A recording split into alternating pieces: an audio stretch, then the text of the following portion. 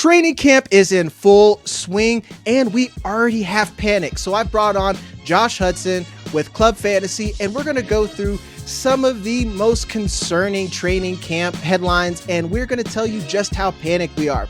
And we're going to jump right into it right here on the Fast Draft channel.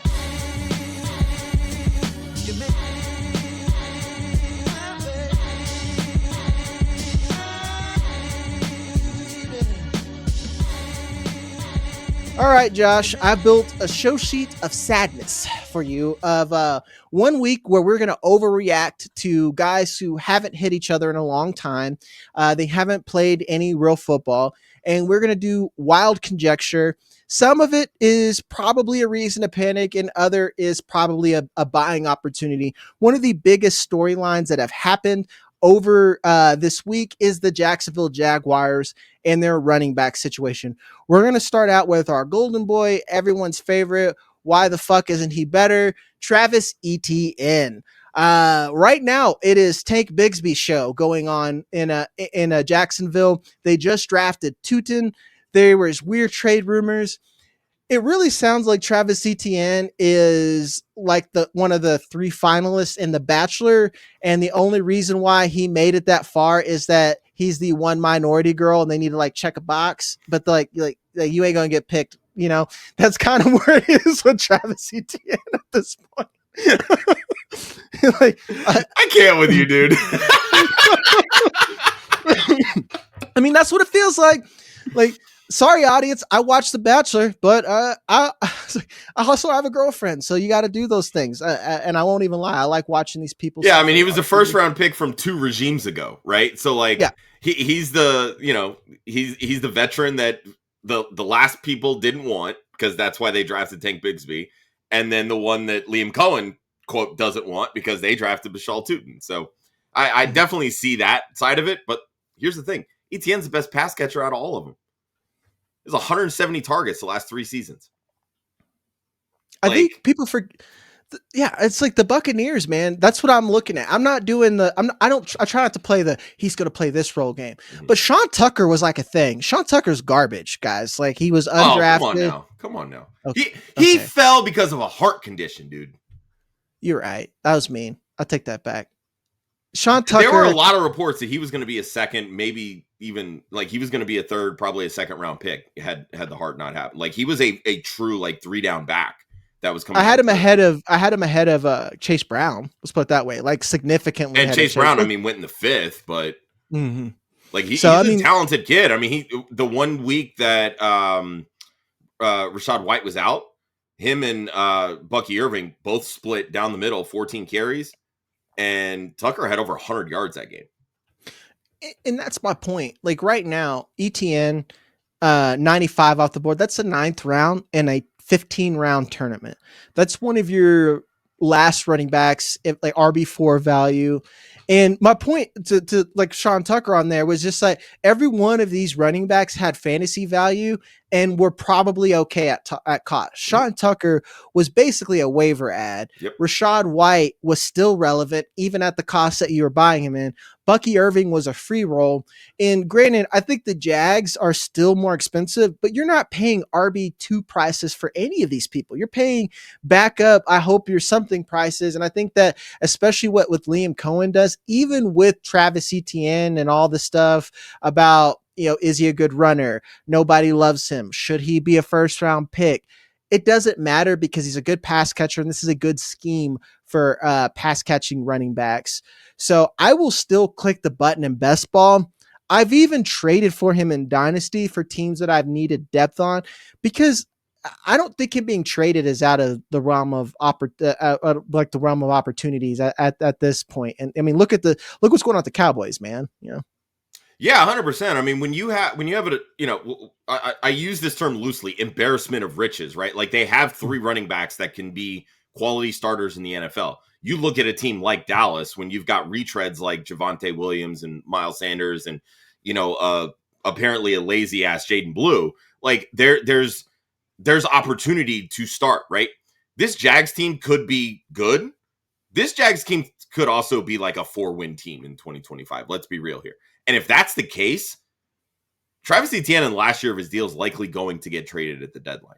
They're going to roll with Bigsby as the 1-2 down hammer. They're going to use Bhayshul Tuten as a change of pace guy. But Etienne has value. He's a good pass catcher. Let's not forget, too, like, he was the RB3 in his first year starting, which technically was his second year in the league after missing the first year with a foot injury. Let's rank it. Yeah. Yeah. So, he's not an untalented running back by any means. So there's opportunity here. And I think when you're looking at best ball drafts, like these types of ambiguous backfields, these are the ones you want to target with your RB4, RB5 positions, because you're going to get those 2, 3, maybe 4 or 5 type week spikes that can be the difference when you're covering bye weeks or trying to help you advance in tournaments, and all these little nuance factors that come into play. Like, I'm fine with Etienne at his price the same way that I'm fine with Tuten at his price and Tank Bigsby at his price.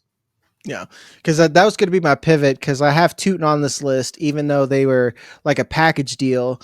I will say that I am eating a little bit of regretty spaghetti on putting too much of my eggs in the Tuten basket.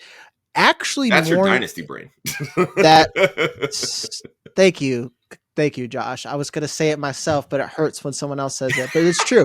It's more like I traded back a lot when I'm like, well, Tuten's there, and it just becomes a little bit riskier. And like, I still like him, but I think that you can no longer consider him as a solid 0 RB target, where like you're going to go, or hero RB target where you're like, all right, I'll have Jahmyr Gibbs or Bijan or Breece Hall as my RB1, and I'll just fade running back till Tuten. There's a lot of risk baked into that. And then again, with Fast Draft, you only have 15 rounds. You don't have room for a lot of bullshit like that. You don't have a deep bench. So you need someone that you at least hope can crack a lineup at that point. So like you said, don't let the dynasty brain get in the way. And it's more, again, guys, all these are fine at cost. It's just how you're going to construct your roster and what you're expecting from them.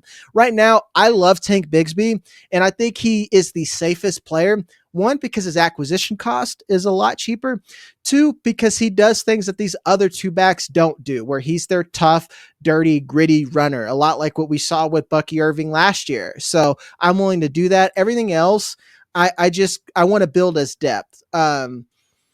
Before we go any further, we need to stop and pay some bills. If you like content like this, hit the like and subscribe button. More importantly, if you want to get in on Fast Draft while we have these wild average draft positions as we get into training camp, you'll want to get in, download the app, use my code on the screen, JAG, and we can get you up to a $50 deposit match so you can get on the action. We're trying to save fantasy. We're trying to get you normies in on Bestball and an easy, accessible tournament where you don't hear me complaining and whining and forcing week 17 spike weeks into your brain. So make sure to hit the like, subscribe button, and we'll hop right back into it. Now we're going to go over to the Buccaneers. We're playing a lot in your hometown, your home state over in Florida. A lot of action down there. Chris Godwin, panic meter. He's not practicing. Emeka Egbuka, good at football. Mike Evans, still pretty good at football. Jalen McMillan was pretty good at football towards the end of last season. Chris Godwin has gone from a value who I was okay drafting to now I think it's kind of a hard avoid, at least in 2025. I know they signed him up for an extension, but the fact that he's not playing at this point and he seems pretty replaceable, especially in 2025 season-long seasons, I don't see the point in drafting Chris Godwin. My panic meter is at an all-time high of 9 of Chris Godwin out of 10. Where are you at? I think I'd put him probably at about a 6, 7. I think at the end of the day, he is still Chris Godwin. Him and Baker Mayfield have a really good rapport. They spend a lot of time together outside of football. And I think that always comes into play. But when you look at Baker Mayfield, look at the seasons where he's been at his best. It's been when he's able to spread the football around, find the open guy and get them the ball, right? You look at college at Oklahoma. You look at his rookie year in Cleveland. The moment they brought in OBJ to be a target hog, what happened to Baker Mayfield? He shit the bed and he became replaceable for Cleveland, right? He comes to Tampa. They have an offense where, you know what, we're just going to find the open guy, right? They utilize the tight end, the running backs, the 2 wide receivers.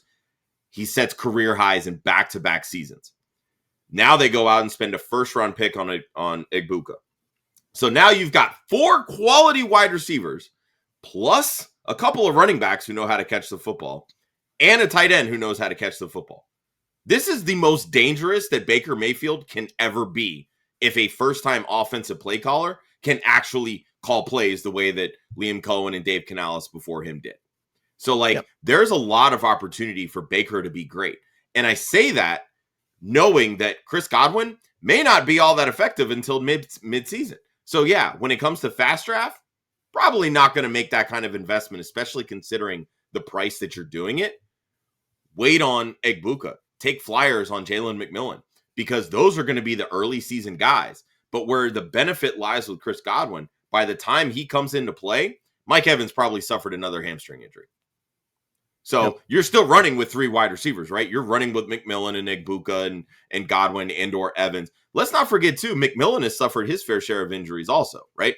He missed some time last year, missed some time in college. That's why, that's what duped New England into taking Jalen Polk in the second round, right? So,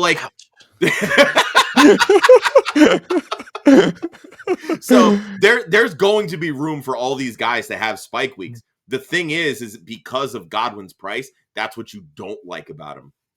Exactly.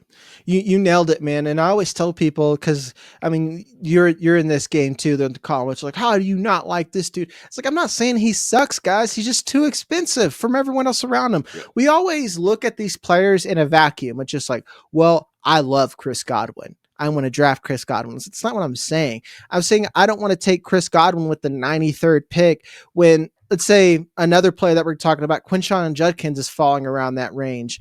The Tuten and Travis Etienne are healthy and actually the same system, granted the running backs, that Chris Godwin is in. There's other options around that price range that I would rather have that are way more insulated in risk. And to be honest, I expect that Chris Godwin price to drop as we go further into the season. The next one, this is an interesting panic because I've talked about him several times, but we got new updates. It's Quinshon Judkins. The Browns seem optimistic. I also don't know if the Browns know what they're doing. They seem optimistic about a lot that shouldn't be optimistic about. I will say they were once optimistic about Deshaun Watson and gave him $230 million. So yeah. They weren't optimistic about Baker Mayfield and where's he at? It's just exactly.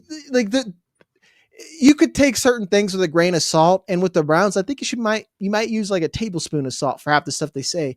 But this is a legal issue, and as we've learned with Rashee Rice, as we learned a lot of things, we don't really know what's going on. The one thing I do know is Quinshon Judkins, I think, is a good player. And the Browns do know how to run the football. That's the only thing the Browns know how to do, is run the football. And if he continues to drop, I will buy. What about you?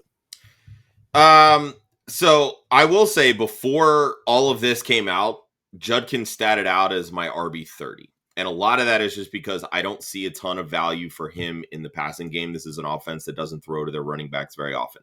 So for Judkins to have the kind of fantasy impact that we want, he needs to push for 300 carries. He needs to hit well over 4 yards a carry and hit that 1,200-yard mark and potentially 10 rushing touchdowns.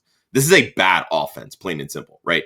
So you're running a big risk with someone like Quinshon Judkins where he's going in drafts. Now, with all the legal issues, yes, that price is going to fall.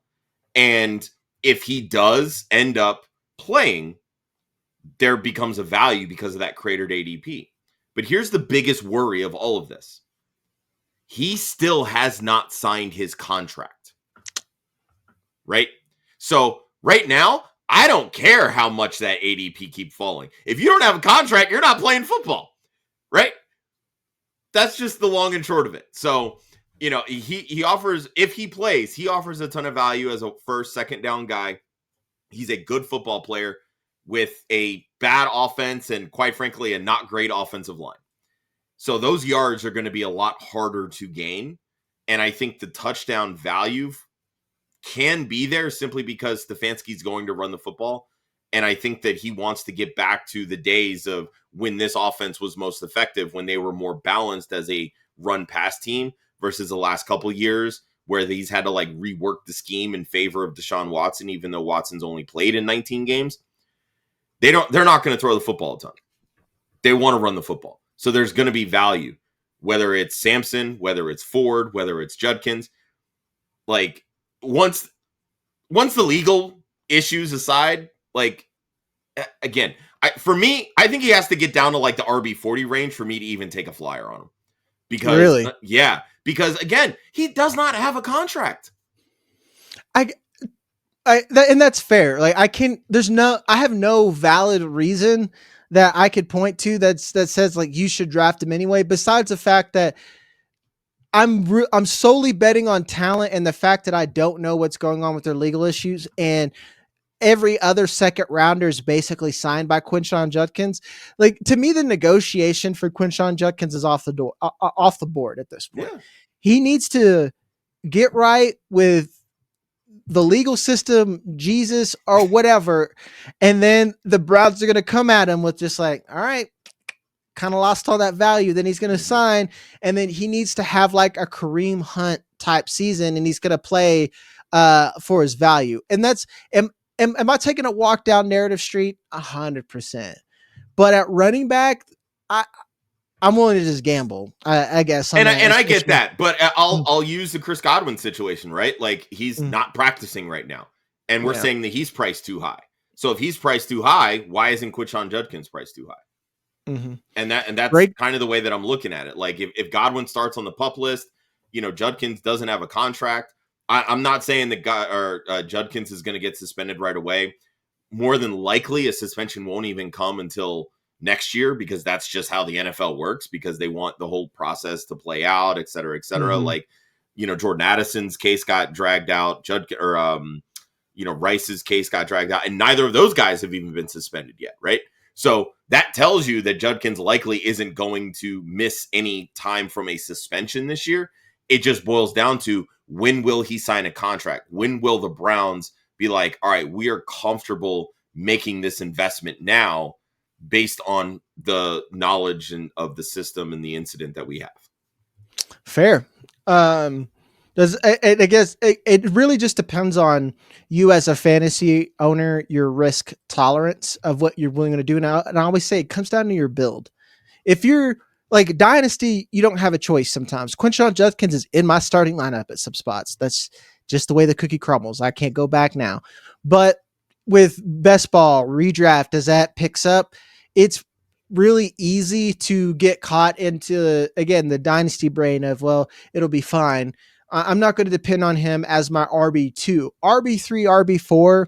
I'm willing to risk it for the biscuit for that. But I'm not literally going to sit there and draft him, putting him in my starting lineup for week 1 and bragging on my friends like, look how cheap I got Judkins, until that contract is signed, until we have anything else that's more encouraging at this point. Yeah, he's more of an investment for me in like those early RB builds. Like if I'm going more of like a robust and he ends up as like my 4-5, like I'm fine with that. But if I'm going 0 RB, hero RB, and I feel like I have to rely on him on a week-to-week basis, I'm way out on that price. Exactly. Like my favorite running back builds is like, if I'm going running back early, it's Bijan and Jahmyr Gibbs for me. Yep. If not, I'm going wide receiver. Like if Bijan and Jahmyr Gibbs there, I'm fine. Breece Hall, I'll take that around. I love me some Breece this year.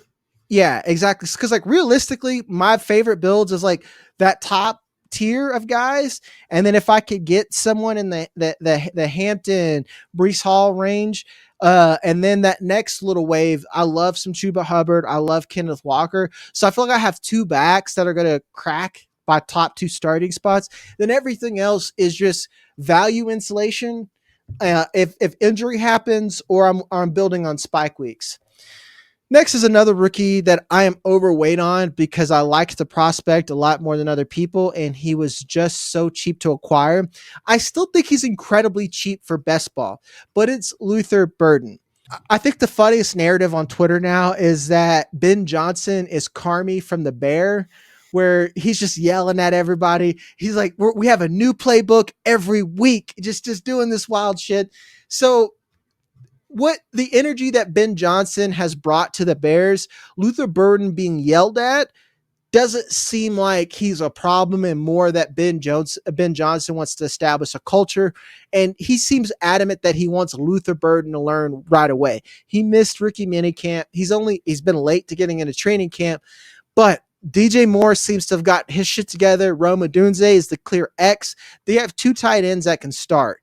Is there any way that you're going to draft Luther Burden and redraft even with his cheap acquisition cost? Because like in fast draft, he is one of your last picks at this point. In other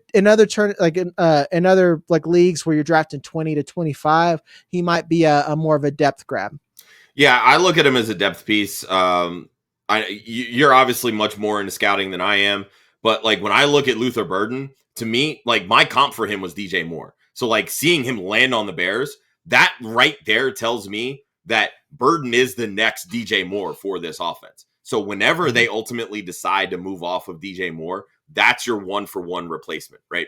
So what we don't know really with Ben Johnson and the Bears is how this offense is going to look. The one thing that I love about offensive coordinators, and you know what exactly what Ben Johnson did when he took over this team, I am excited to build my offense around Caleb Williams, right? Offensive coordinators don't do that. They say, this is my playbook and you are going to fit in that playbook. And Ben Johnson said the opposite. And that's what I love. That's what makes me excited for this offense, because it's not going to be a carbon copy from last year, right? Odunze is going to see 100 targets. DJ Moore is going to see over 100 targets. Those are all great things. But ultimately it becomes, what routes are they going to utilize that are going to bring out the best in Caleb Williams, that's going to get him to be that first Bears passer in history to throw for over 4,000 yards, right? How's he going to improve upon that 20 touchdowns from his rookie season? All those things come into play.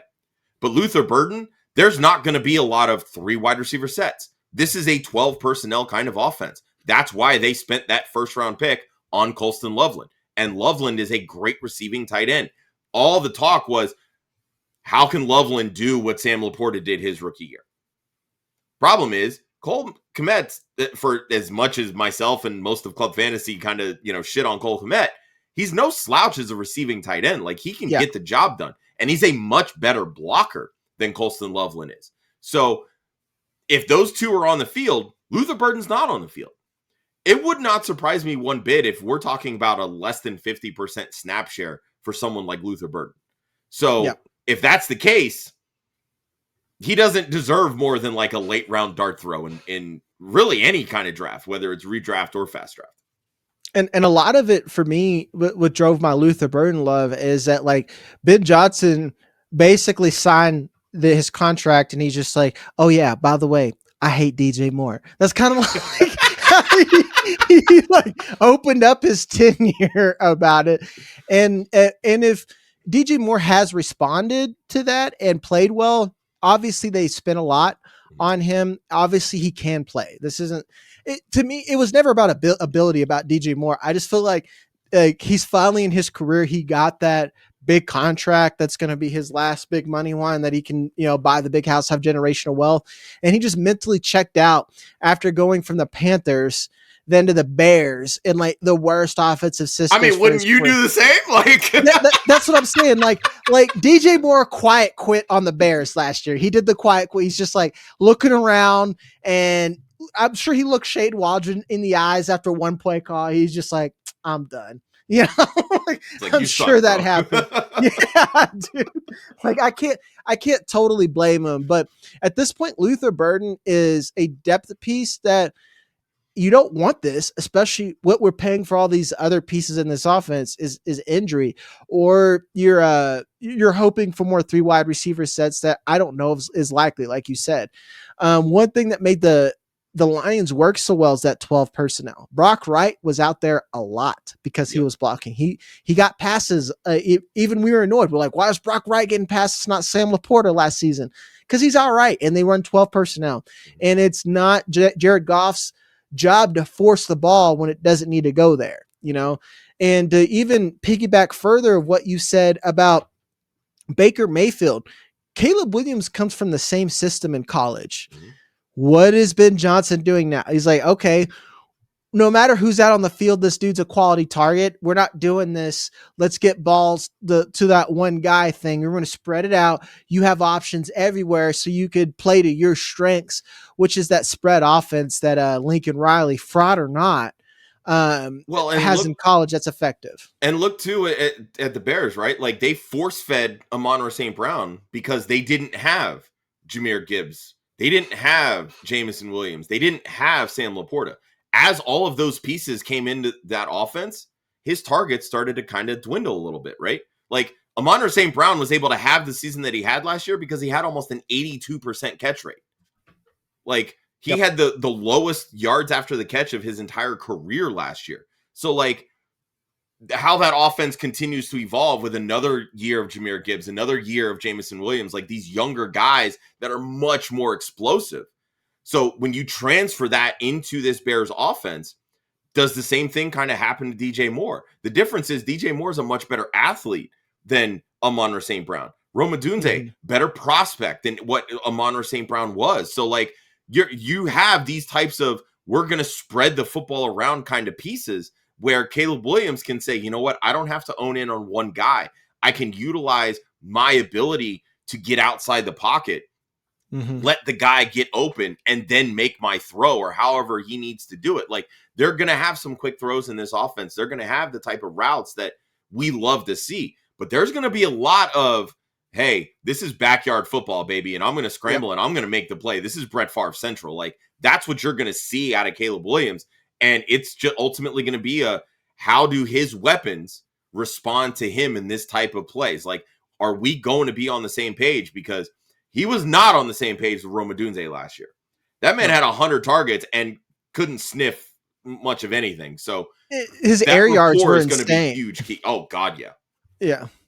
And it's like you said, man. The offensive line was another big issue, and you nailed it, man. I think that the NFL has adjusted to college where it's like, how do we structure schoolyard bullshit? And that's how they've done it. Like, we don't need you to be Manning. We want you to be you, where you can move around and make things happen. But let's build there's few offensive coordinators that still do that. Like, I mean, shit, look at Kyle Shanahan and that tree. It is scheme. It's scheme, scheme, scheme. How do you fit in my scheme?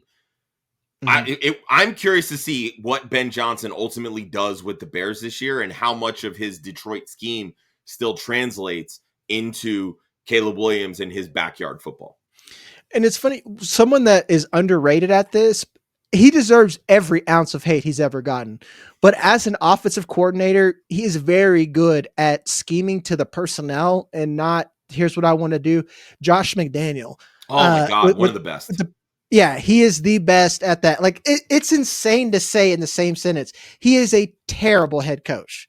Really, really bad head coach. But as an offensive coordinator who is not in charge of managing who is on that roster and whatnot, he could do a great job. We talk about that on our flagship show all the time. My co-host Joe Zolo is like, he's a big Patriots fan, but like we talk about Josh McDaniels all the time. Like, we know what his scheme is, but he's so good at fitting pieces into his scheme and not being like, or catering the scheme to the players as well. Like, there's been so many different evolutions of his scheme that I don't think you can really say about many other offensive coordinators in the NFL. Maybe outside of like Andy Reid.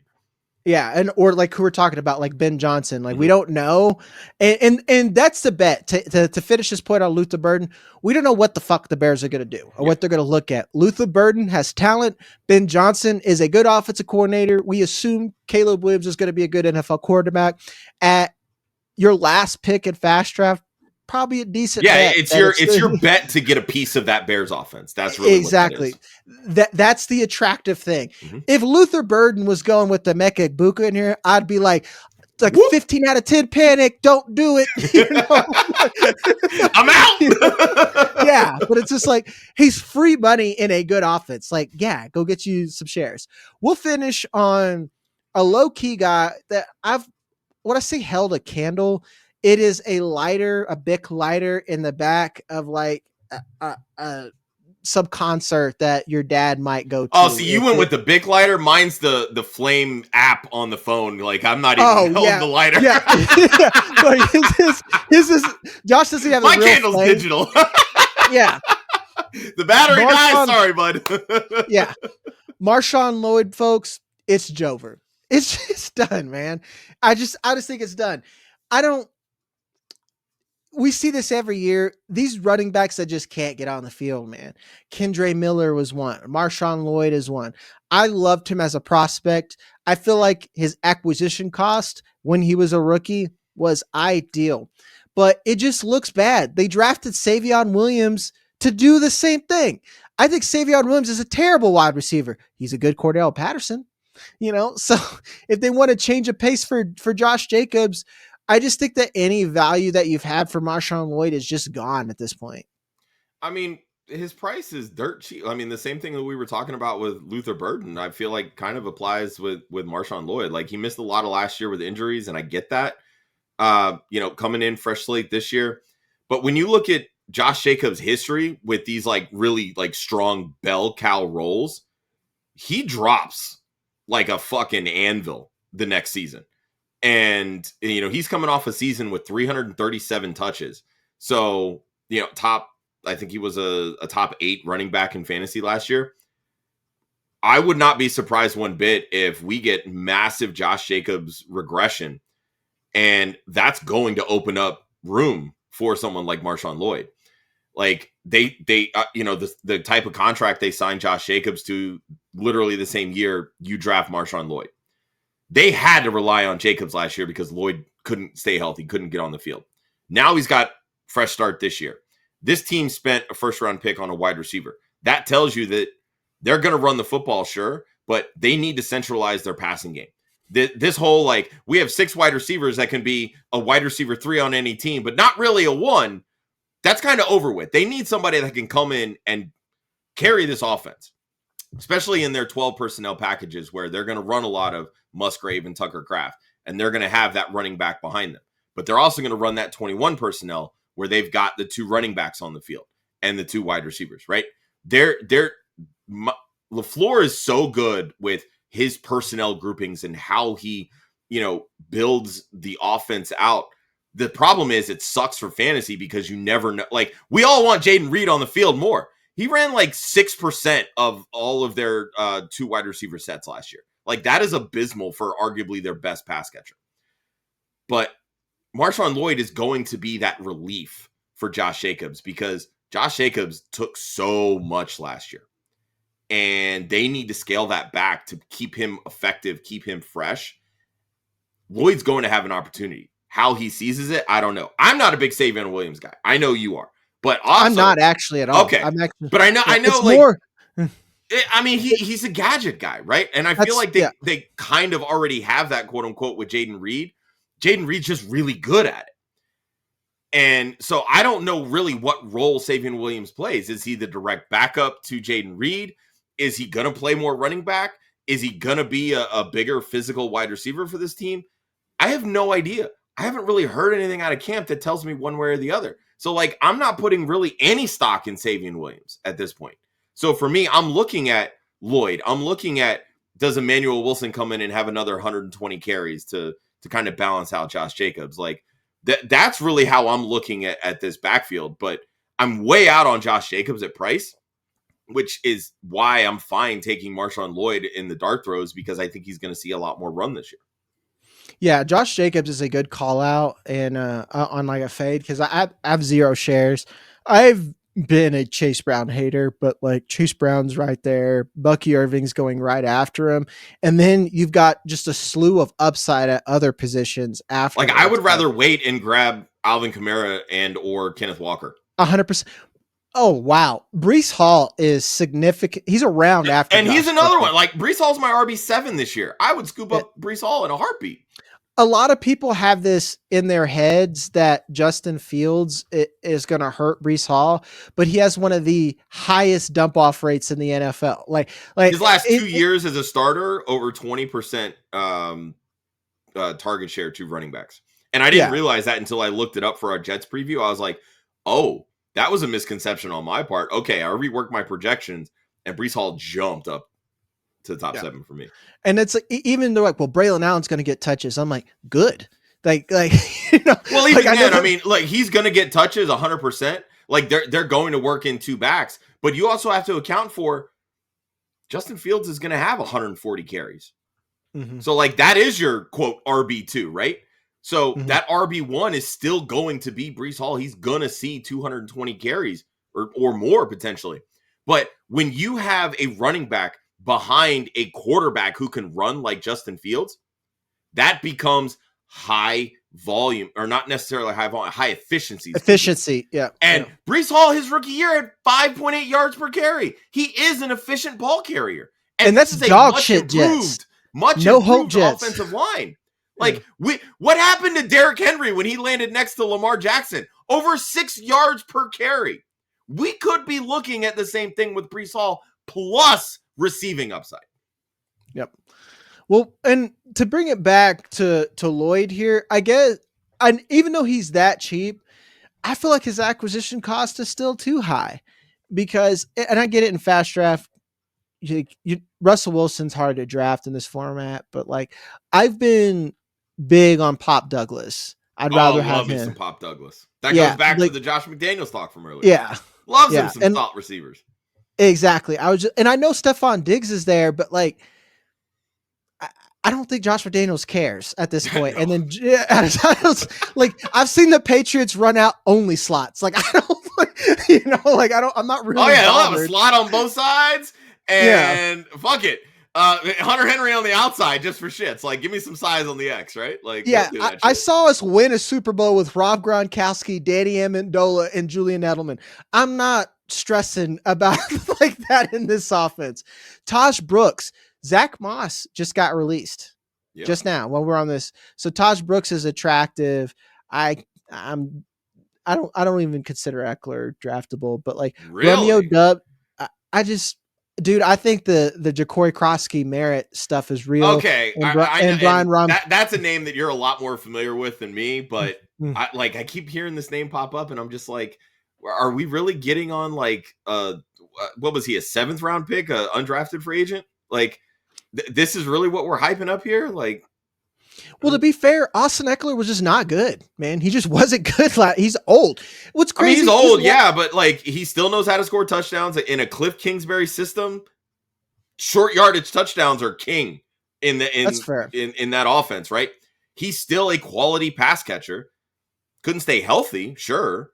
Like he's older, and I get that, but I mean, they use Jeremy McNichols a lot. Again, not much of anything. Like McNichols is who he is. So like, he's still got people in front of him that he's got to beat out. And when I look at like where, I can't even, we need an abbreviation for this kid's name. Like I need JCM. JCM. Perfect. Yeah. Like when I look at JCM and where like his price, and I'm just like, I would still rather draft Eckler. I would still rather just like wait and, see if he's going to pop in week 1 and just blow some fab on or week 2 or 3 or whatever, talking more traditional redraft there. But like, I don't know. I can't get behind that because when in that kind of role, you still need a pass blocker. And Austin Eckler knows how to pass block. It's the same thing. Like when you look at the Cincinnati situation, like you bring in someone like Samaje Perine. Samaje Perine is one of the best pass blocking running backs in the NFL. Yep. So like that can potentially hurt Chase Brown in the long run, right? That was why Zach Moss got released. Can't pass block. He's fucking terrible at it. Samaje Perine has a role in Cincinnati. It's the same thing with Washington. Austin Eckler is going to have a role, and that's going to limit the kind of upside that JCM has. Yeah. Interesting, because my last video that just went up today, as we were recording on there, JCM's still pretty cheap too, but like I know that I'm watching the price go up. I'm watching it go up right now. Like I don't, and that's the overreaction to the camp hype. Yeah, where he's ahead of Jalen right now at 171. I would ahead of Kate Otten. Yeah, Jalen Knoll is right. He's starting to creep past Jalen Knoll, and that is. I still don't know how I feel about Jalen Knoll. I like him as a prospect. Yeah, he's okay. I liked him better than Higgins, but everyone liked Higgins more than I do, and now I'm in on Higgins because I think that hype is real. I'm watching the camp tape. Everyone keeps saying Higgins is their guy. They signed him to a fully guaranteed contract immediately. It seems that they like Higgins a lot, but like Jalen Noel, I like CJ Stroud, and I know he's a quarterback that can support 3 wide receivers. Well, and that offensive scheme that they're bringing in now is going to run exclusive 11 personnel. Like you're going to have 3 wide receivers on the field 80+% at all of the time. Yeah, exactly. So like Jalen Noel, his acquisition cost is a free roll for me. So like everywhere, if depending on what my build is in best ball, I'm like, oh, cool. I'll take some Noel, especially if I'm stacking the Texans. I know this is ugly, but if you miss out on Collins, getting a backdoor stack of just CJ Stroud, Jalen Noel, and Higgins, not bad, dog. That's like, especially if you don't have a rushing. You've just like ridden off Christian Kirk, haven't you? Yeah. I have actually. I have. That man's in line for a Darnell Mooney type season, and everybody's just like, who? I'm not gonna lie. That is the biggest weakness in my analysis. Is like vets sometimes, man. Well, it's when Christian Kirk hasn't been real healthy here pretty soon, and they gave him like. They traded for him, right? Yeah, they traded they for traded him. Like a 7th round pick to get him from Jackson. Yeah, they did the what is it, the Jackie Mooney, the semi-pro trade. It's like didn't they trade you for a fridge? That's like kind of what happens. A broken one on Facebook Marketplace. Exactly. Just like could be fun if fixed. It's like that was the sign on Christian Kirk. So but since we're getting on Christian Kirk, that's a good way to end this show. That's our training camp panic meter. Some of these guys, it's all about just analyzing acquisition cost, and it's not just always taking them off your board. And that's what I try to do here. I want to teach you how to fish and not just tell you which fish are great. I have Josh Hudson here. He's over at Club FFL. He wins Women of Fantasy Football. One of my great friends over there just launched a show. Samantha Holt. I love everything they've done over there. Josh was actually the first dude to ever invite me as a guest on a podcast. Always go over there, check out their content, like and subscribe. You want more information here. If you want it on Fast Draft, make sure to use that code on the screen. Use that code on the screen. I'm Jagger Main. I love you guys and see you on the next one. So I thought I needed